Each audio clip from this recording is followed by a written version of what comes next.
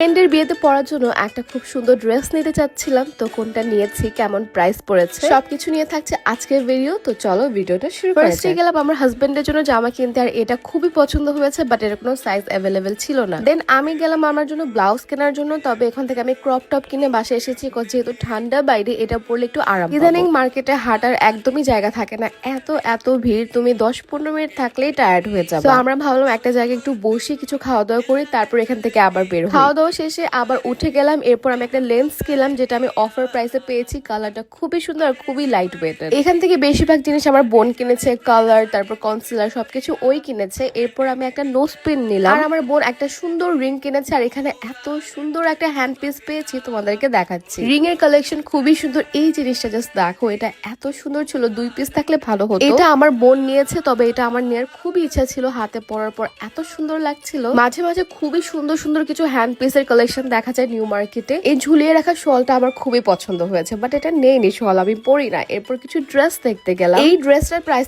ছিল 1400 টাকা। আচ্ছা, এই জিনিসটার নাম কি কেউ বলতে পারো? খুবই মজা ছিল, প্রাইস 10 টাকা। তারপর আম্মুর জন্য এই জুতাটা নিলাম, আম্মু খুবই পছন্দ করেছে, দেখতেও খুব সুন্দর আর খুবই কমফোর্টেবল ছিল। নিউ মার্কেটের চোকারের কালেকশন দেখলে মাথা খারাপ হওয়ার অবস্থা। আমি যদি আসলে পড়তাম বা পড়তে পারতাম, এগুলো আমি অবশ্যই নিতাম। যেহেতু হিজাব পরে এগুলো আর পরা হয় না লং নেক পিস ছাড়া, বাট এগুলো দেখতে খুবই সুন্দর। আর নতুন কিছু ট্রেন্ডি চোকারও আসছে। এই হোয়াইট কালার চোকার গুলো আমার কাছে বেস্ট লেগেছে। এগুলো পরলে খুবই ক্লাসি একটা লুক দিবে, শাড়ির সাথে তো খুবই সুন্দর লাগবে, তাই না? এরপর বাইরে বের হয়ে আমরা পেঁপে খেলাম, যে জীবনও খাইনি বাইরে দাঁড়িয়ে, এই প্রথমবার। যাই হোক, তারপর হচ্ছে আমার হাজবেন্ডের জন্য আবার ড্রেস দেখতে যাই। ফাইনালি এটা কিনে ফেলি। তারপর হচ্ছে আমার বোন আবার কিছু ড্রেসেস কিনবে, তো ওইখানে যাওয়া হয়েছিল। এই দোকানটাতে হোলসেলের ড্রেস দেয়, আর এত দারুণ দারুণ ড্রেস, তোমাদের সাথে একদিন ব্লগ শেয়ার করব। যেমন এই সুন্দর ড্রেসটার প্রাইস মাত্র 600 টাকা চাচ্ছিল হোলসেল প্রাইসে। সেদিন তারপর বাসে চলে এসেছিলাম কেনাকাটা করার পর। পরের দিন আমরা আবার গেলাম নিউ মার্কেটে। আমি জানি না কেন একটা হিসাবে যদি আমি কমফোর্ট ফিল করে ফেলি, এটা আমি পড়তেই থাকি।